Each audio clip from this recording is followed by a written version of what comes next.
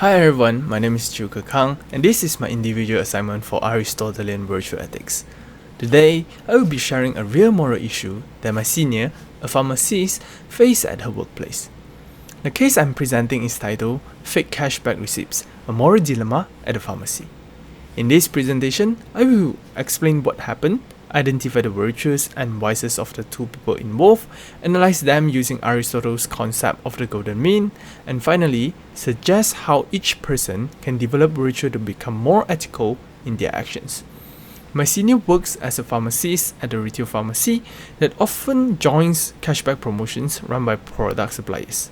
During these promotions, customers who buy certain products can receive cashbacks or small rewards. However, her boss started doing something dishonest. Instead of waiting for real customers, the boss created fake purchase receipts and told the employees to submit them using their own names. When the cashback rewards came in, the employees were required to hand all the money back to the boss. The boss justified this by saying it helped the pharmacy look like it had high sales, but in reality, it was deception and fraud. In this case, there are two main people involved: the boss and the pharmacist. The boss, who is person A, was the one giving the unethical instructions. She planned the fake receipts and told employees to use their own names to get cashback. She collected all the rewards herself, saying it was just a normal business tactic. The pharmacist, who is my senior, felt very uncomfortable about it.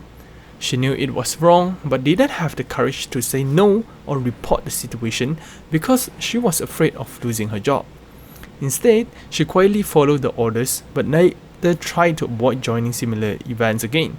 The situation shows two very different moral behaviors, one based on dishonesty and one based on fear and silence. Let's start with the boss. From her actions, lying, creating fake receipts, and misusing staff names, we can identify the vice of deception or insincerity. She lacks honesty and integrity. Instead of leading her team truthfully, she manipulates them for her own benefit. According to Aristotle, the opposite virtue of deception is honesty, which means being truthful, transparent, and sincere.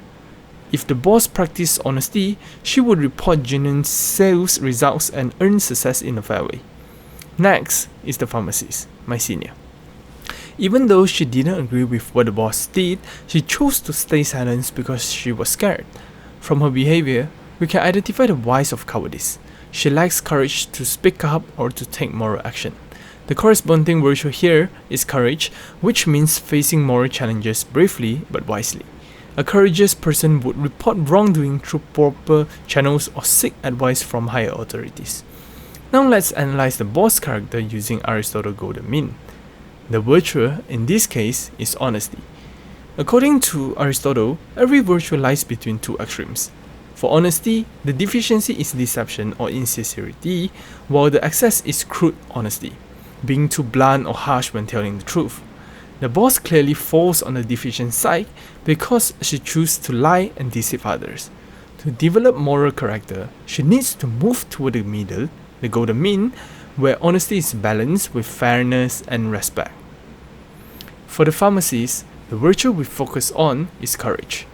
The deficiency is cowardice and the excess is recklessness. In her case, she is too far on the deficient side. She avoids actions completely because of fear, but being virtuous doesn't mean acting recklessly either. True courage, in Aristotle's sense, means having the strength to do what is right with good judgment and reason. The pharmacist needs to develop the habit of standing up for what's right even in difficult situations, but in a calm and thoughtful way. From this case, we can see that Aristotle's virtue ethics focuses on character development, not just the outcome of actions. The boss deception shows a habitual vice. She repeatedly lies for personal benefit. The pharmacist's silence shows moral weakness, not bad intention. Aristotle teaches that people are not born virtuous or vicious. We become so through our habits and repeated choices. To live ethically, we must continuously practice choosing the golden mean, the balance point between two extremes. For the boss to develop honesty, she can start by reflecting on how her lies affect her employees and the company's reputation. She should begin with small truthful actions like reporting accurate sales figures and avoiding fake claims. She can also promote transparency by having open discussions about ethics with her team. Rewarding honesty and attending leadership ethics training can help her build integrity. Over time, these small consistent actions can shift her character from dishonest to truly virtuous. For the pharmacist, developing courage starts with self-reflection. She should recognize that silence allows unethical behavior to continue. She can begin by discussing her concerns privately with HR or trusted colleagues. By taking small moral steps like giving honest feedback or documenting concerns, she builds confidence and moral strength. With practice, these actions help her find the golden mean of courage, acting bravely and wisely in the face of fear.